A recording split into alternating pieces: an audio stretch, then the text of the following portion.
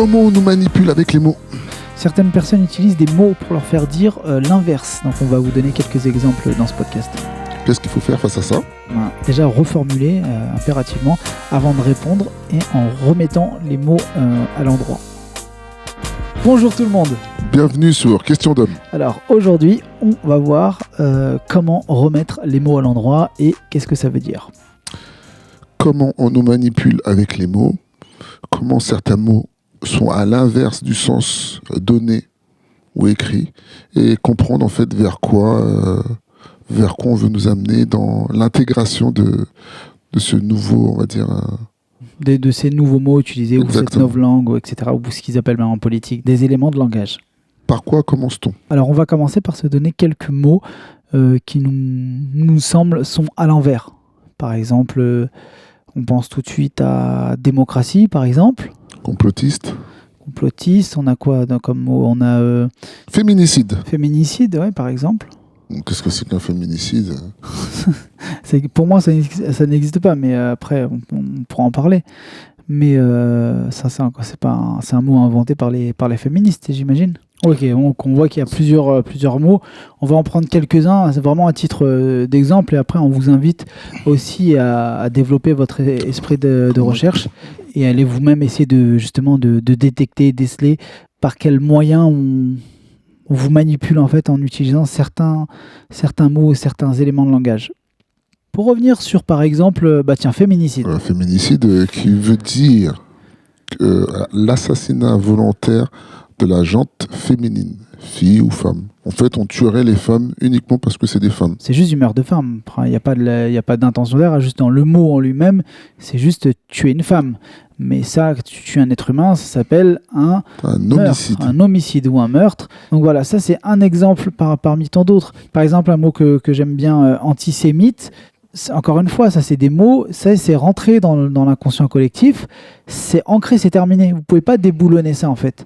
Antisémite, c'est clairement, quand on dit « Ah, t'es antisémite », ça veut dire que tu es contre le peuple juif. Il me semble, hein, c'est ça? C'est ça. Or, un sémite, ça n'a jamais été un juif. Un sémite, c'est une région. C'est tous les habitants du Moyen-Orient, en fait. En tout cas, d'une partie. Du coup, le mot est mal employé. Et démocratie. Démoskratos. Encore une fois, quand on vous dit...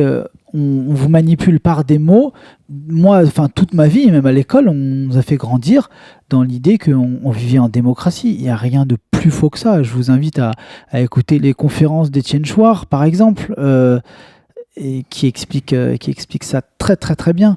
On n'a jamais, à aucun moment, on a été en démocratie, en plutocratie, dans une oligarchie, c'est plein d'autres choses, notre système, mais en aucun cas c'est une démocratie. Alors le mot démocratie existe réellement, mais ce qui est ouf, c'est qu'on nous ait fait croire qu'on vivait dans cette démocratie. Voilà, encore un exemple où les mots sont pas utilisés à bon escient.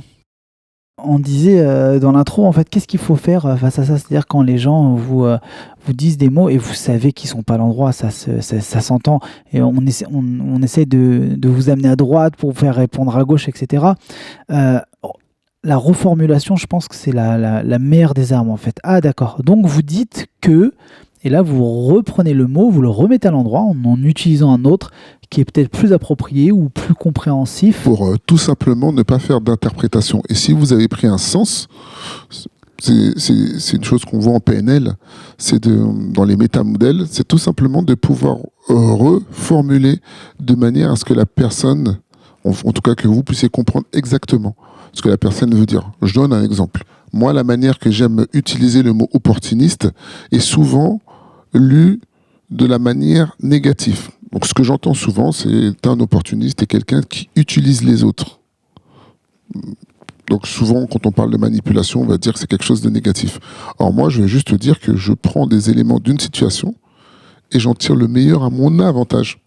Donc, je ne manipule pas les gens. C'est que, par exemple, si on va me présenter des situations, par exemple, si je vais rencontrer quelqu'un, tiens, je vais donner un exemple tout bête. Je sais pas, moi, si demain je dois rencontrer une femme, quand elle va me demander ce que je veux de notre rencontre, je vais dire, je ne sais pas, en fait, je suis un opportuniste. C'est-à-dire qu'en fonction de ce que tu me donnes là tout de suite dans l'instant, je vais le prendre. C'est-à-dire si ça doit être de l'amitié, si ça doit être une histoire d'un soir, ou peut-être une histoire d'amour, je n'en sais rien. Je dis qu'en fonction de l'humeur du moment, en fonction de ce qui peut se passer, en fonction de qui j'ai en face de moi, je suis un opportuniste parce que je vais utiliser cette situation de la meilleure des façons possibles. Donc voilà, et certaines personnes vont avoir une lecture complètement différente de ce que c'est qu'être opportuniste. On est dans une ère où de toute façon, tout est en train de changer, tout est en train d'être repensé par certaines personnes, pas par tout le monde. Mais ceux qui se posent quand même les bonnes questions, vous allez remarquer qu'on va essayer de vous décrédibiliser. Et là, il y a un nouveau point Godwin, en fait, maintenant. Avant, c'était Hitler. C'était le point quand quelqu'un avait plus d'arguments face à vous, c'est Godwin tout de suite. Le mal absolu, ça. Voilà. Et maintenant, il y a un nouveau truc qui est venu supplanter ça, c'est complotiste. Et en fait, c'est dit maintenant, c'est comme une insulte en fait. Ouais, t'es un complotiste. Et du coup, tout de suite, ça décrédibilise complètement ton... Et tu sais, c'est ancré dans le cerveau des gens. Ah ouais, mais c'est un complotiste, terminé. Genre, tu peux même plus rien dire derrière, tu peux même pas déconstruire une idée, argumenter, même apporter des faits. Les gens n'entendent plus. C'est-à-dire que si une personne, vous êtes plusieurs, une personne a dit, ah, t'es complotiste, c'est-à-dire que le cerveau de tous les autres s'arrête, t'as l'impression. Bon, on t'écoute plus. C'est-à-dire qu'on t'a enlevé toute ta crédibilité. Or, complotiste, c'est quoi? C'est quelqu'un qui révèle des complots. On est d'accord? Exactement. Voilà. Et des complots, c'est quoi? C'est des gens qui font des choses en cachette pour servir leur propre intérêt. Mais c'est drôle, ça, cette histoire, parce que ça me rappelle quelque chose qui s'est passé à des lois qui ont été votées récemment à l'Assemblée sur les lois de bioéthique. Ouais, à 3h du matin, votées à 30 ou 40 personnes. Ce qu'il faut se rendre compte derrière tout ça, là, l'histoire d'insultes, en fait, cette rhétorique de complotistes, c'est de fermer le visage critique qu'on peut avoir sur ce qui nous entoure. En fait, avoir un point d'analyse sur les événements et les contester. C'est-à-dire que, bon, ça peut me sembler bizarre, ça peut me sembler étrange parce qu'il y a beaucoup de contradictions. Et dès lors, comme il faut avoir une pensée unique, comme il faut avoir la même façon de raisonner pour tout le monde, c'est-à-dire qu'à partir du moment, peu importe ton âge, en fait, que tu as un minimum de réflexion, c'est inquiétant. C'est inquiétant pour qui? Pour les gens, tout simplement, qui font des choses qui sont elles-mêmes inquiétantes. Exactement. On va prendre un cas concret, tout simplement, avec les enfants. Pour ceux qui ont des enfants, regardez l'attitude de vos enfants lorsqu'ils sont en train de faire une bêtise et que vous les avez surpris. T'as déjà vu? Ils sautent en l'air. Ils sautent en l'air, mais après, derrière, quand tu leur demandes qu'est-ce qu'ils étaient en train de faire, quand tu leur demandes qu'est-ce que tu étais en train de faire, genre t'es attrapé. Rien. Voilà. Et ils vont te regarder droit dans les yeux. Rien. Or, l'enfant est un des personnages les plus innocents de ce monde. Alors, quand un enfant est capable de vous regarder droit dans les yeux, non, c'est parce que tu crois. Dire que j'ai rien fait. J'ai rien fait, non, c'était pas ça. Ou être capable d'inventer autre chose à côté. On sait que des adultes, là, ne sont pas capables de... Voilà. D'autant plus, c'est d'autant plus vrai chez les politiciens. C'est leur métier, c'est leur job de mentir. D'ailleurs, il y a une phrase que j'aime beaucoup qui dit par rapport à ça, le pouvoir, parce que la politique c'est que du pouvoir, hein, le pouvoir corrompt, le pouvoir absolu corrompt absolument. Et ces gens-là, ils veulent nous faire croire qu'eux n'utilisent pas d'éléments de langage, ils galvaudent pas les mots, ils manipulent pas par les mots. C'est leur putain de métier. Maintenant, à vous d'avoir le discernement nécessaire pour justement pointer du doigt lorsqu'on vous justement ça, quand on assène une critique ou on vous calomnie, on dit t'es un complotiste, on dit qu'est-ce que tu veux dire par là? Et vous faites reformuler. Qu'est-ce que tu veux dire par là, que je dénonce un complot?